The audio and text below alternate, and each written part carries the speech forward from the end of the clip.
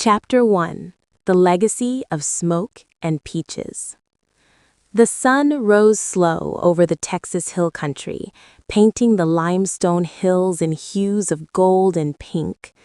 Highway 281 stretched out like a dusty ribbon, winding through scrub cedar and live oaks that had seen generations come and go. Just outside Marble Falls, where the road dipped into a shallow valley, stood Uncle Ray's roadside diner, a humble beacon for hungry souls since 1978. The building was nothing fancy, a single-story structure with white clapboard siding weathered by decades of sun and rain, a red metal roof that creaked in the wind, and a gravel parking lot that crunched under tires. The sign out front, hand-painted by Ray himself in bold black letters on a white background, read, "Best damn brisket and peach cobbler in Texas." No neon flash, no gimmicks, just the truth. Inside, the air was a symphony of scents, slow-smoking brisket mingling with fresh brewed coffee, the sweet tang of peaches bubbling in a cobbler, and the faint, comforting aroma of biscuits rising in the oven. The vinyl booths were patched with silver duct tape, the Formica counters polished to a shine by countless elbows, and the jukebox in the corner still took quarters for classics like Johnny Cash's Ring of Fire or Patsy Cline's Crazy. Lena Whitaker unlocked the door at 5:30 a.m., as she had every morning for the past 10 years. At 32, she was a sturdy woman with sun-kissed skin, calloused hands from the pit, and dark hair pulled back in a practical ponytail.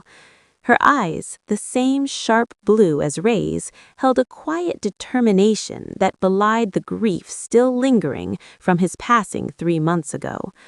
Ray Whitaker had been more than an uncle. He'd been her anchor.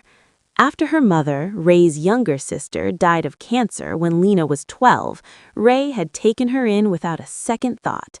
He'd taught her everything: how to mop floors without leaving streaks, how to flip burgers to perfection, and, most importantly, how to smoke brisket the old way, low and slow over oak logs, with a rub that was equal parts science and soul. "You got the touch, kid. Hands that know the meat, heart that knows the people. That's what makes this place special." Lena flipped on the lights, the fluorescent bulbs buzzing to life. The diner felt empty without Ray's booming laugh, but she pushed the thought aside.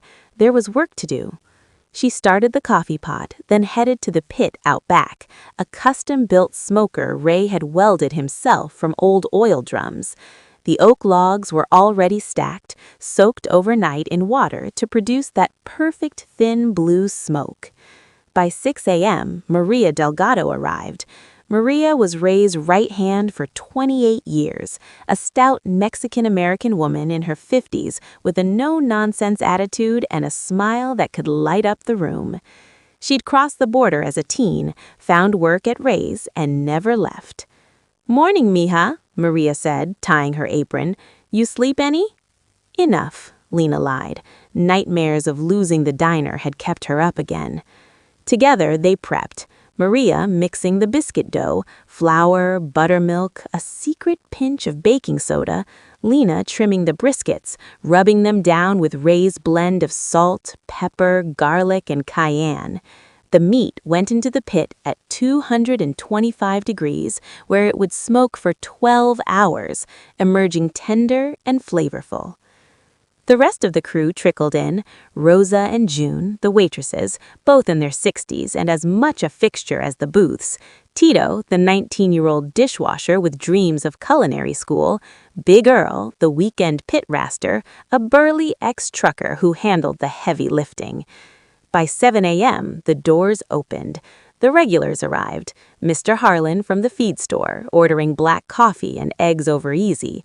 Miss Betty from the library with her newspaper and a slice of peach cobbler for breakfast.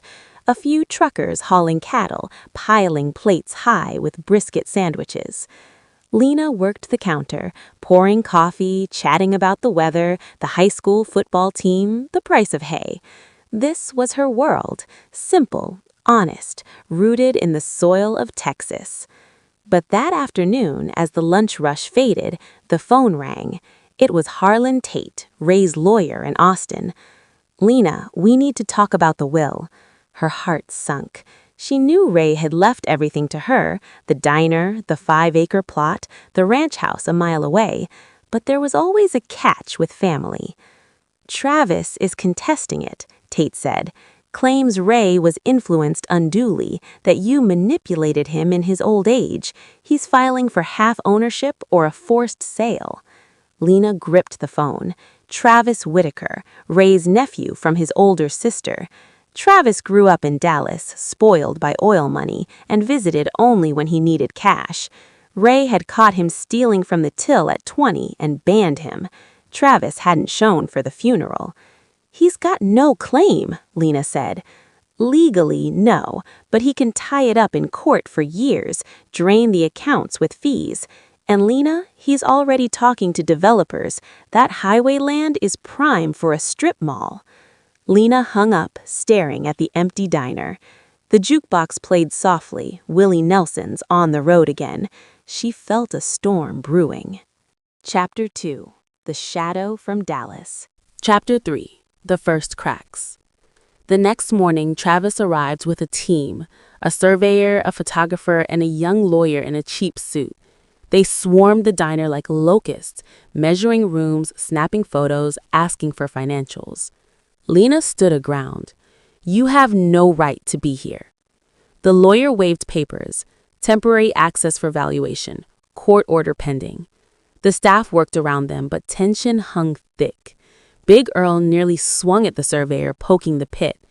Rosa accidentally spilled coffee on the photographer's camera. Brooke wandered the kitchen, noting inefficiencies. "This oven's ancient. We could go electric, cut costs. And the menu, too carb-heavy. Add salads, vegan options." Maria crossed her arms. "This is Texas, not California. People come for meat, not leaves." By afternoon, Travis presented a proposal. Buy Lena out for $200,000, less than half the land value. Take it, start something small, a bakery or whatever. Lena tore it up. "Get out." They left, but the damage was done. Customers whispered, the bank called, account frozen due to dispute. Lena gathered the staff after close. "We might lose the building, but not the diner, not Ray's spirit." They nodded. Plans formed, secret recipes copied, suppliers alerted, the search for a new location began. Mr. Jenkins' old feed store was perfect. 2,000 square feet, high ceilings, loading dock for the pit. $1 a year, he said, for Ray. Moving started that night. Under cover of darkness, they loaded what they could. Maria's personal knives, Ray's old cast iron, the jukebox, personal gift to Lena, stacks of napkins with customer notes. Travis noticed nothing, too busy in Dallas pitching to investors. Chapter 5. The Secret Builds. Weeks turned to a frenzy. By day, Lena ran the diner, serving smiles with brisket. By night, the crew transformed the feed store. Big Earl built a new pit, brick by brick, modeled after Ray's. Tito wired lights, Rosa and June sewed curtains, painted walls a warm blue. Maria tested recipes in a makeshift kitchen, ensuring the rub was exact. Lena handled the legal side, meeting Tate in Austin. "Will's solid, but Travis can delay, freeze assets, force sale if debts pile." She also dealt with personal storms. Nights alone in the ranch house, grief hit hard. She'd never married, too busy with the diner. A local mechanic, Jake Harlan, Mr. Harlan's son, had asked her out once. Tall, kind, with hands like hers, calloused from work. She'd said no, but now, as stress mounted, she wondered. Jake stopped by one day. "Heard about Travis. Need help?" Lena hesitated. "Could use a hand with the new place." He smiled. "I'm in." Subplot bloomed. Jake helping build shelves, sharing beers after, talking about dreams. Lena opens up about her mother, Ray. Jake shared his divorce, his love for the hill country. Meanwhile, Travis pushed. He reopened the diner under interim management, hiring new staff. The brisket was dry, cobbler from a can. Locals boycotted. Social media exploded. Facebook posts. Fake Rays, stick with Lena. Chapter 6, The Courtroom Battle. The hearing in Austin was a circus. Travis in a suit, testifying Ray was senile, Lena manipulative. Lena took the stand, voice steady.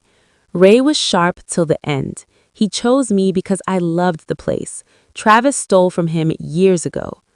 The judge rules the will valid, but allowed Travis temporary control to preserve value.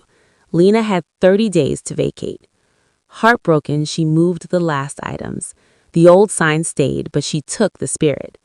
Opening at Ray's True Smoke was magic.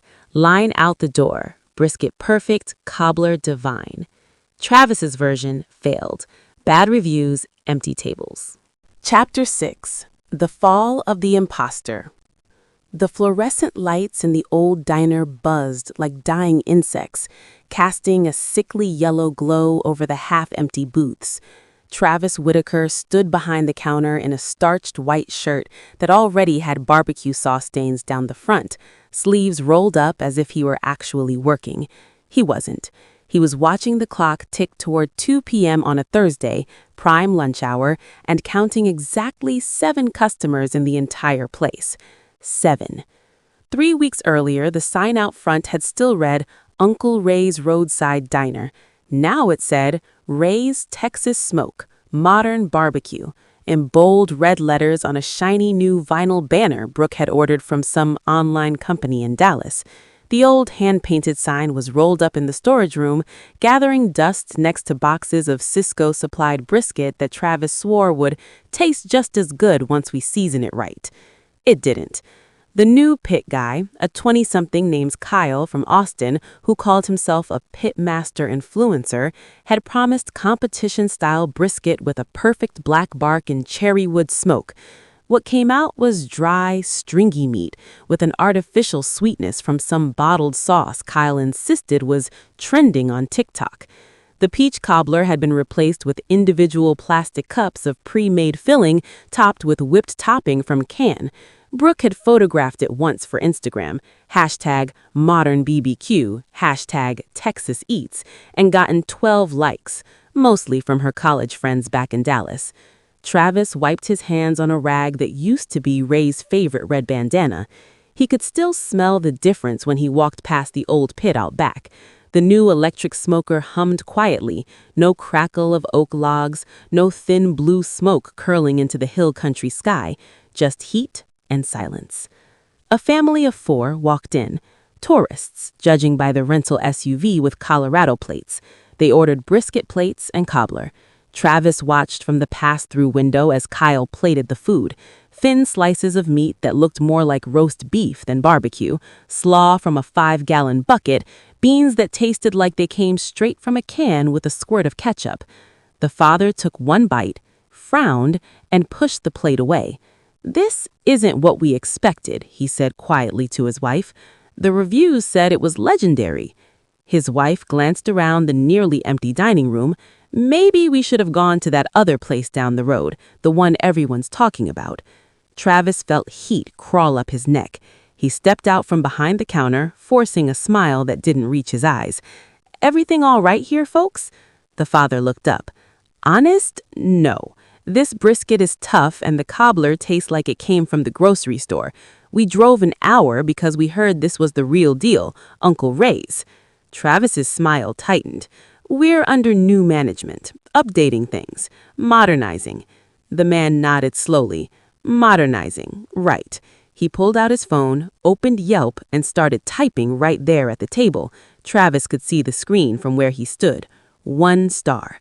Food doesn't match the legacy. Sad to see what's happened to a hill country institution. The family left without finishing, leaving most of their plates untouched. Travis watched them drive away, dust kicking up behind the SUV like a final insult. Brooke appeared from the office, phone in hand, scrolling through comments on their new Instagram page. "Another cancellation for Saturday night," she said without looking up. "That's the 3rd this week. Some lady said her husband refuses to eat here anymore because it ain't Ray's." Travis rubbed his temples. They're being dramatic. Give it time. Once the influencers come, Travis, Brooke finally met his eyes. No influencers are coming. I DM'd 3 of them last week. One replied, heard the original spot closed and the new one's mid. Pass. The others ghosted me. He stared at her. For the first time in their marriage, he saw something like pity in her expression. It stung worse than anger. We've got rent due on the building next week. The electric smoker lease is behind. Kyle is already talking about quitting. He says the locals are giving him dirty looks every time he posts a story. Travis walked to the window and looked out on Highway 281.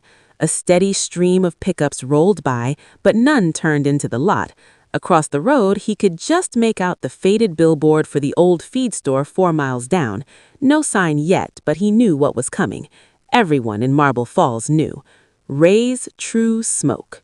He'd driven by the construction site 2 nights ago, unable to help himself.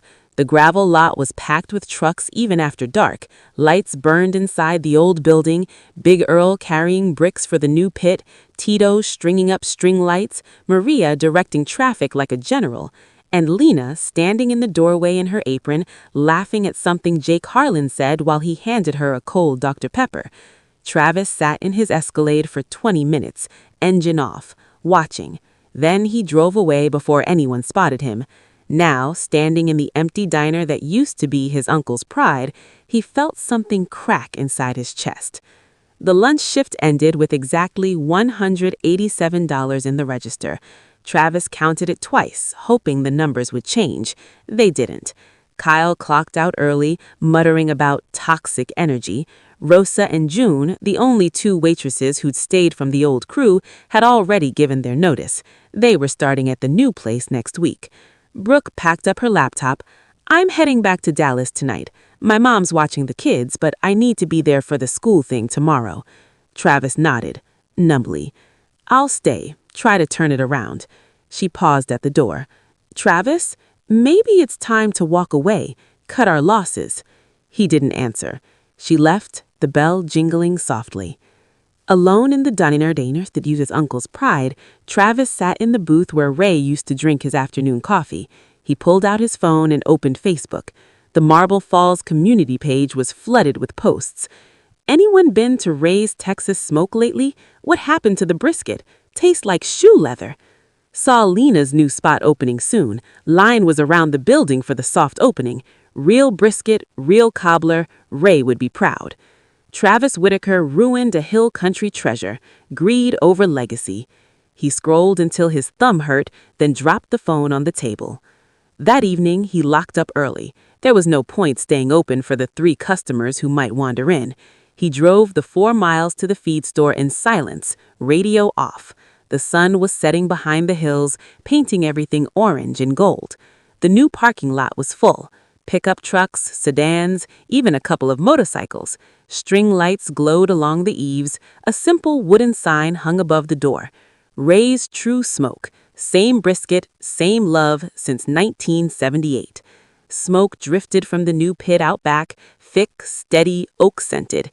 Travis parked across the road, killed his engine, and walked over on foot. He didn't go in. He just stood in the shadow of a live oak, watching through the windows. Inside, the place looked alive. Families crowded booths, laughing, plates of brisket steamed on tables, thick slices of juicy meat with that perfect pink smoke ring. Cobbler came out in cast-iron skillets, lattice crusts golden, peaches bubbling. Maria moved through the kitchen like she owned it. Lena worked the floor, refilling tea, clearing plates, listening to stories.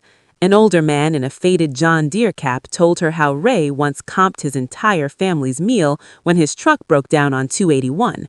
A young mother with a toddler on her hip said the cobbler tasted exactly like her grandmother's. Don't ever change it, she begged. I won't, Lena promised. Between rushes, she stole moments in the kitchen. Maria showed her a new tweak to the coleslaw. Less sugar, more apple cider vinegar. Ray always said balance is everything, Maria reminded her. Lena nodded, tasting, adjusting. She felt Ray in the small things, the way the wub stuck to her fingers, the hiss of fat rendering on the pit, the low rumble of laughter from the dining room. One afternoon, after the lunch crush eased, Jake found her sitting on the loading dock out back, staring at the hills. The sun was high, heat shimmering off the asphalt. Jake found her. "Mind company?" he asked. She scooted over. He sat beside her, close enough that their shoulders brushed. Neither spoke for a long minute. Finally, he said, "You ever think about what happens next?" "Next?" She laughed tiredly. "Survive the first month without going broke, then maybe hire another waitress, maybe add a second smoker if we keep selling out." "I meant you, not the diner." She looked sideways. "What about me?" "You've been running on fumes since Ray passed. You deserve something for yourself. A day off, a date, something that isn't brisket and balance sheets." Her pulse kicked up. "Are you asking me out, Jake Harlan?" "Maybe." He rubbed the back of his neck, a nervous habit she'd come to recognize. "If you're interested, no pressure, just thought I'd put it out there." She studied the horizon where the live oaks blurred into the sky. For 6 years, she'd poured everything into the diner, first for Ray, then to keep his memory alive, then to fight for it. She hadn't left room for much else. "I'm interested," she said quietly, "but I'm a mess right now. The diner's still new. I don't know if I can promise anything steady." "Don't need steady," he replied, "just need real. We can start slow. Dinner after close some night, or coffee before the rush, whatever you've got time for." She smiled, small but genuine. "Friday?" she asked. "After we close." "Friday," he agreed. They sat in comfortable silence until Tito poked his head out the back door. "Lena, phone's ringing off the hook. Some food blogger from Austin wants to come tomorrow. Duty calls," she said, standing. Jake stood too. "I'll stick around, help close." She touched his arm lightly. "Thanks." The rest of the week blurred into a rhythm of smoke, laughter, and small victories. Reservations started coming in for weekends. Real ones, not just walk-ins. A local church group booked the back room for a post-funeral lunch. The Marble Falls Messenger ran a front-page story. "Ray's True Smoke revives a hill country tradition." The photos showed Lena at the pit, apron dusted with rub, smiling for the first time in the picture like she meant it. Friday night arrived. The last customer left at 9:45. The crew cleaned in the record time, everyone sensing something different in the air. Maria winked at Lena as she left. "Have fun, mija, you earned it." Jake waited by his truck, hands in his pockets. He'd changed into a clean button-down and jeans, hair still damp from a shower. Lena had swapped her apron for a simple sundress, blue, the color of the hill country sky, and let her hair down for the first time in weeks. "Where to?" she asked. "There's a little spot on the lake," he said. "Quiet, good burgers, no brisket." She laughed. "Perfect." They drove with the windows down, country radio playing low. The road curved past dark fields and glowing porch lights. At the lake, they parked near a small wooden deck restaurant lit by string lights. They ordered cheeseburgers, fries, and cold beer. Talked about nothing important at first. Football, the weather, the new calf at his dad's place, then deeper things. Her mother's last days, his divorce 2 years earlier, how they'd both spent so long taking care of everyone else, they'd forgotten themselves. When the check came, Jake paid without asking.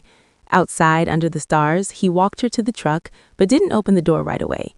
"I'm not in a hurry, but I'm here, whenever you're ready." She stepped closer, rose on her toes, and kissed him. Soft, tentative, then sure.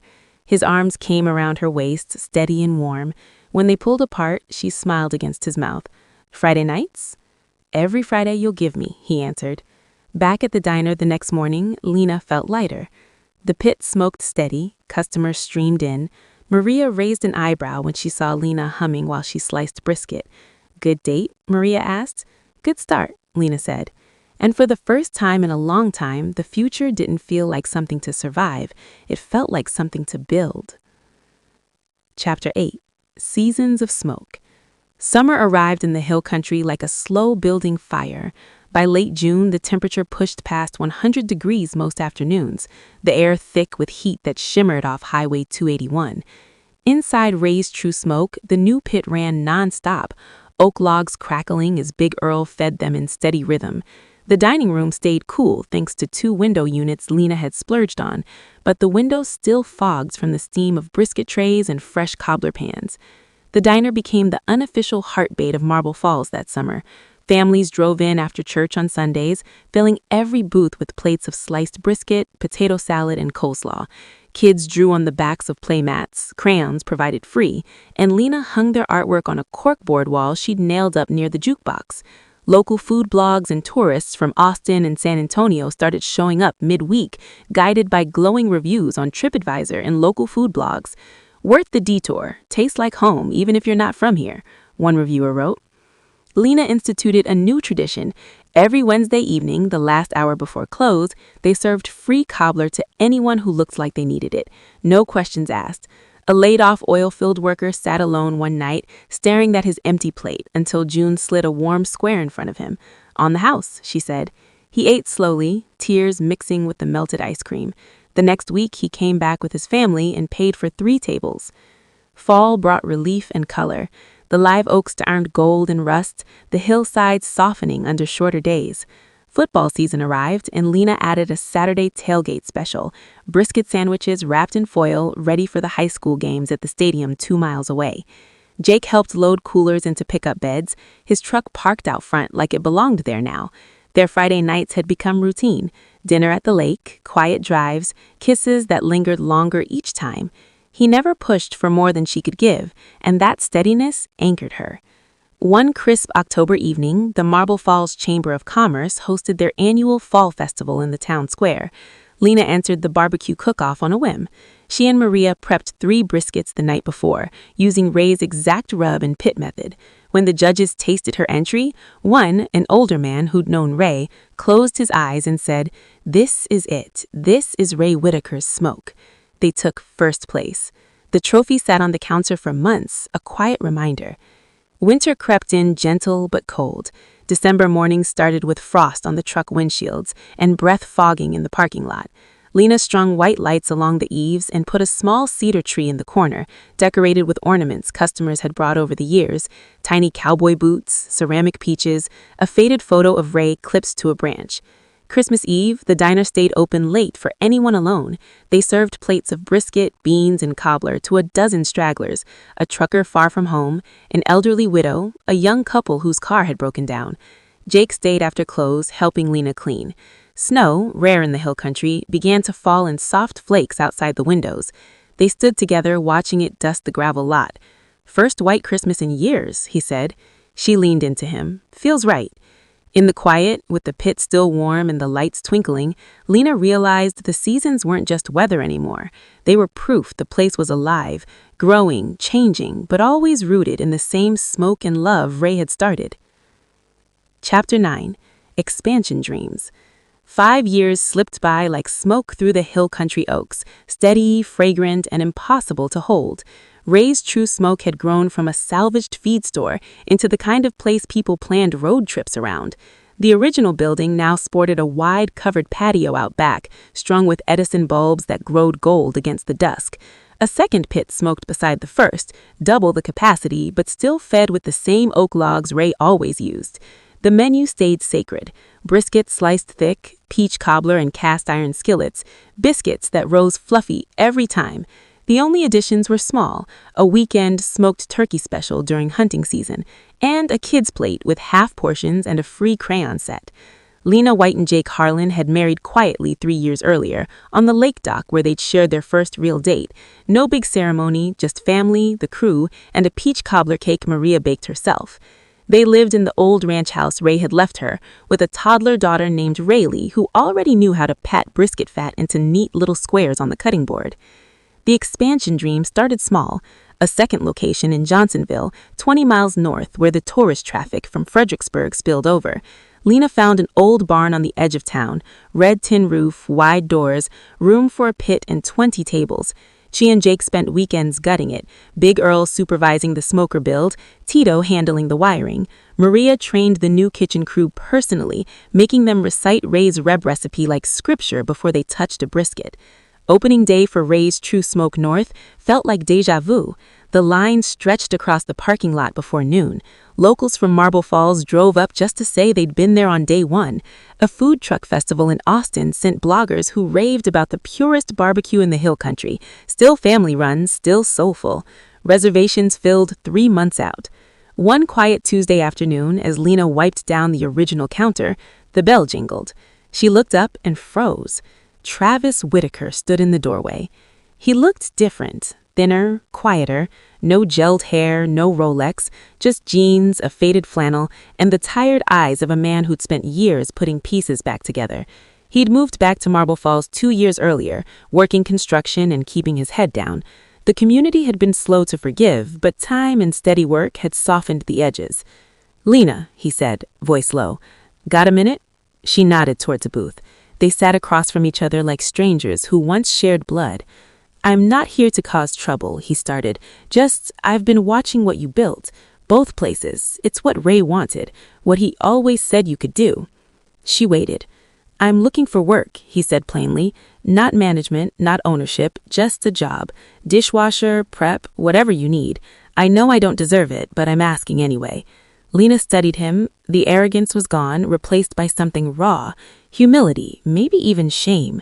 "Why here?" she asked. "Because this is where the real thing lives. And maybe I want to learn how to be part of something good again. No shortcuts, no schemes." Lena thought of Ray. How he'd given second chances to drifters, ex-cons, kids with nowhere else to go. How he'd never turned anyone away who was willing to work. "Kitchen starts at 6 a.m. tomorrow, minimum wage to start. You show up on time, clean, and do what Maria tells you. One mistake, one shortcut, and you're gone." Travis exhaled like he'd been holding his breath for years. "Thank you." He started the next Monday. Tito showed him the dish pit. Maria watched him like a hawk, but by the end of the week, she was handing him a knife to trim briskets. He worked in silence, head down, learning the rhythm. Customers noticed. Some glared at first, but when they saw him scrubbing crats without complaint, the whispers faded. Lena watched from the pass-through one evening as Travis stacked clean plates, sweat on his brow, a small, satisfied smile when Maria nodded. Redemption wasn't loud. It was quiet mornings, steady hands, and the slow rebuilding of trust, one dish at a time. The smoke rose from both pits that night, carrying the same scent across the hills. Ray's legacy wasn't just brisket anymore. It was second chances, family reclaimed, and a place where broken things could mend. Chapter 10. The Eternal Flame. The hill country dawn broke soft and golden on the 10th anniversary of Ray's True Smoke North. Smoke curled steady from both pits, one in Marble Falls, one in Johnsonville, rising like twin prayers into the pale sky. Lena Whitaker stood between them, one hand resting on the warm brick of the one at the original smoker, the other on the newer one that still bore the faint scent of fresh mortar. At 42, she moved with the same quiet purpose she'd always had, but now there were lines at the corners of her eyes from years of smiling at full tables and laughing with her daughter. Rayleigh, 9 years old and fearless, darted between the two locations on weekends, her small apron tied crookedly, already able to trim fat from a brisket with surprising precision.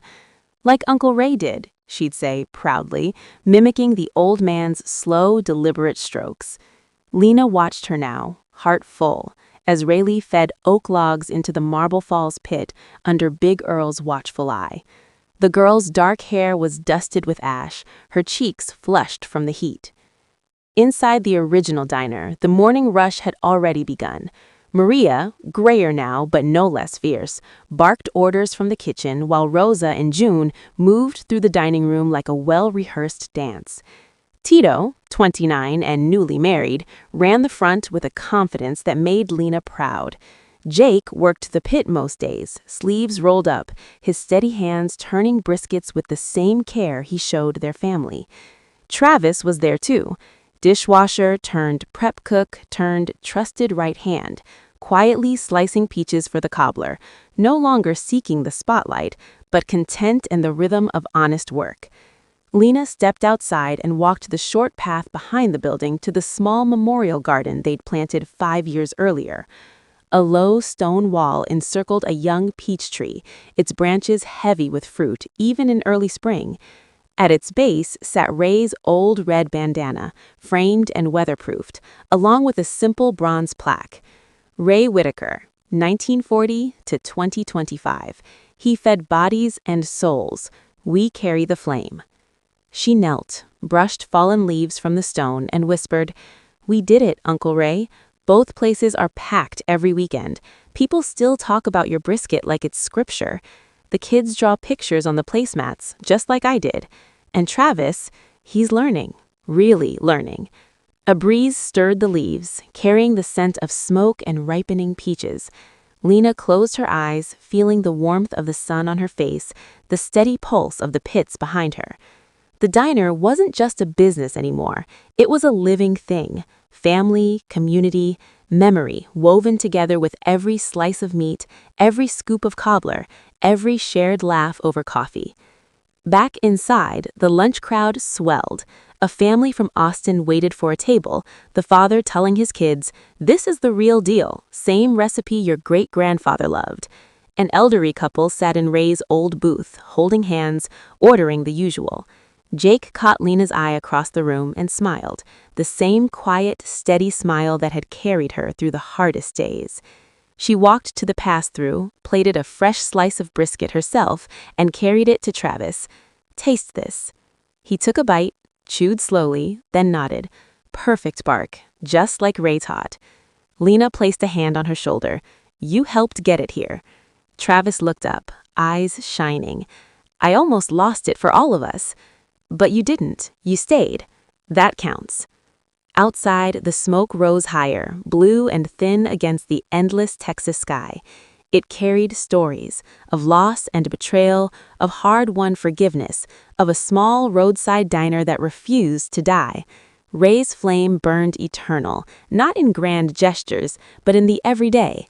A free slice of pie for a stranger, a second chance for a cousin, a child learning to tend the fire. Lena stepped on the porch, looked across the hills, and breathed deep. The scent of oak and meat and love filled her lungs. The legacy lived on.